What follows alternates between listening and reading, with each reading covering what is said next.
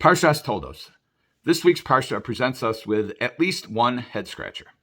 The question is, why in the world is Yitzchak attracted to Esav so much that he wants to give him the bracha? He's got two choices, Yaakov or Esav. The bracha is for success for generations. He sees Esav, he sees Yaakov. We know Yaakov is Ish Tam Yoshev Ha'olim. He's complete, perfect, call him simple. Tam implies a kind of shlemus, a kind of perfection. And he's Yoshev Ha'olim, he sits in the tent, he's an inside guy. And the rabbis view this as meaning that he devoted his time to study of Torah, such as it was in those days, contemplation of spiritual matters. We know that Esav was a hunter, a trapper. Chazal are not very kind in their description of Esav. And in fact, the Torah describes how he conducts himself in ways that were not pleasing to his parents. So what gives? Why is it that Yitzchak says he wants to give the bracha to Esav? And it's only because of subterfuge that is initiated by their mother, Rivka, that Yaakov ends up in at least ostensibly usurping the bracha that was intended for Esav. We also have another kind of minor question, which is there is considerable space devoted to the narrative of Yitzchak redigging the wells of Abraham, of Avram, and then the Pelishtim covered them, and then he uncovered them, and this goes on, and he gives them names. What's going on with that? What's the import of the digging narrative? So I'll read it in English just so that we can get the flow here. We'll start with Perek Chaf Vav Pasuk Yud Beis. That's Genesis 26:12.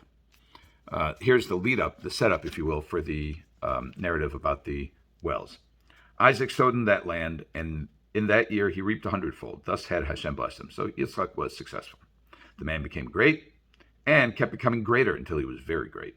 He had acquired flocks and herds and many enterprises, and the Philistines envied him.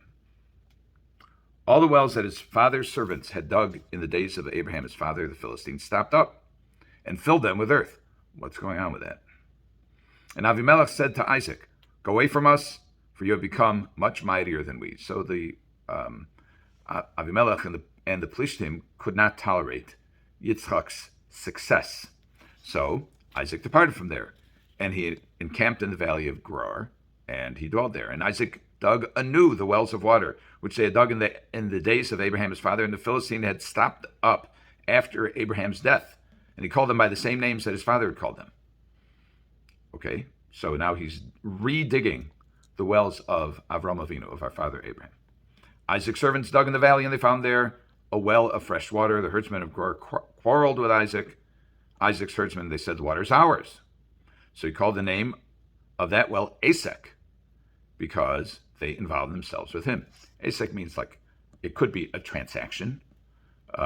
It could be a contention. Then they dug another well, and they quarreled over that, so they called the name Sitna. Sitna means, it's like Satan. Satan means opponent or opposition, sometimes even hatred. He relocated from there and dug another well, and they did not quarrel over it. So he called the name Rehoboth, which implies a kind of relief or a broadening. And then a quote of Yitzchak, "For now Hashem has granted us ample space, and we can be fruitful in the land." What's the point of the story? I mean, not everything that happened to the forefathers is recorded in the Torah, in the Chumash, in the Bible. So what is the import of this narrative about the wells? And in fact, the Ramban says quite clearly that the superficial reading of this yields no benefit. And he says, rather, there is an allusion to what will happen in the future. This portends the conflict over the temples, the first temple, the second temple, and Emir Hashem, the third temple, which may be built speedily in our days. And the Ramban says the first one, Esek, the first well refers to the first temple that ultimately was destroyed.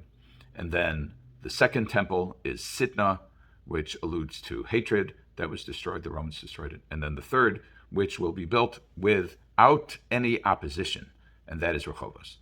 Rabbeinu B'chayeh, although he quotes the Ramban, before that he says the Torah talks about this whole series of events in connection with the wells that Yitzchak's opponents had covered with earth, had filled with earth. As a matter of fact, they were presumably either Avram's opponents, or at least they became opponents after Avram passed away.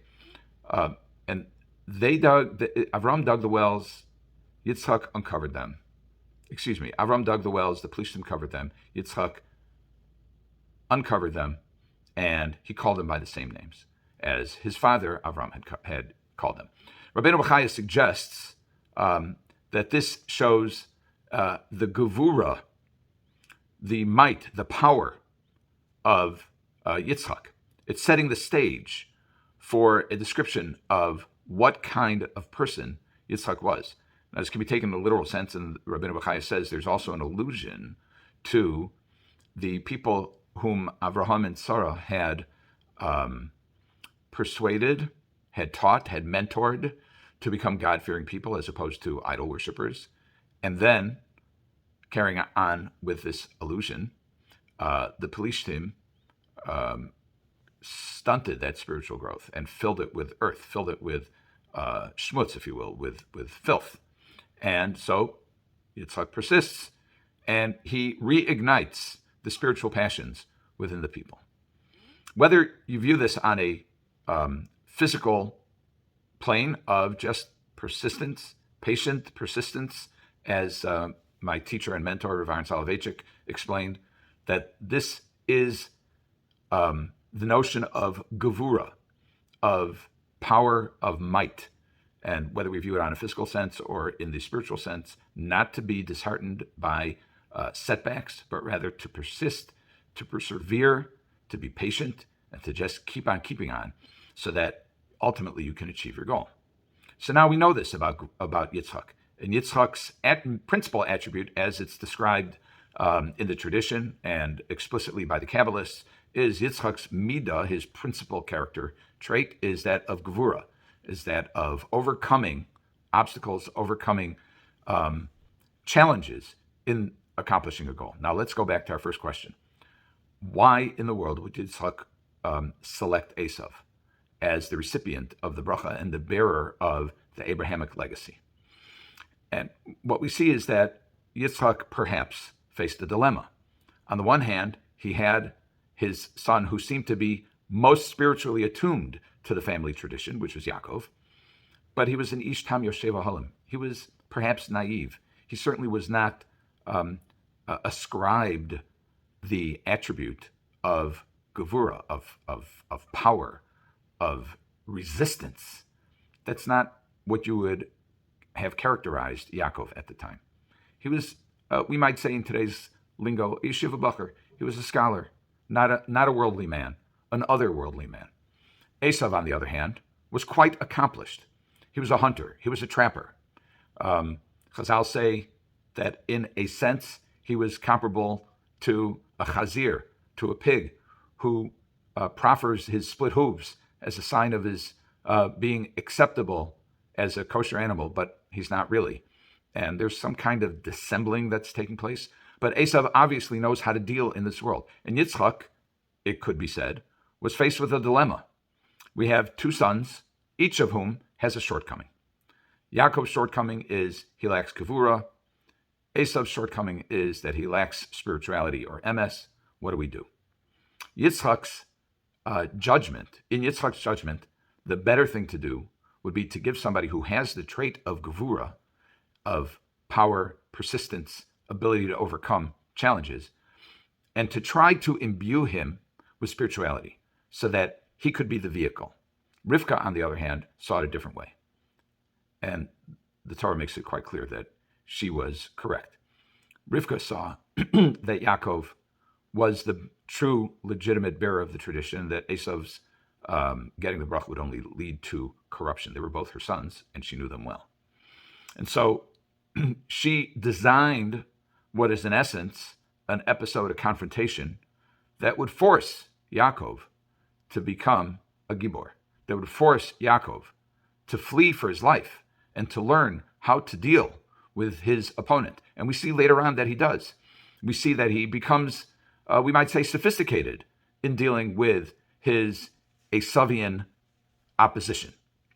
And so the episode of the wells is there to show us that Yitzchak's midah of gevura very much defined him. And that is what attracted him to Esav. But ultimately, it was the attribute of Yaakov, of Ish Tam Yoshev Halim, a simple, complete person who is dedicated to spirituality, who is the genuine bearer of the tradition. Have a good Shabbos.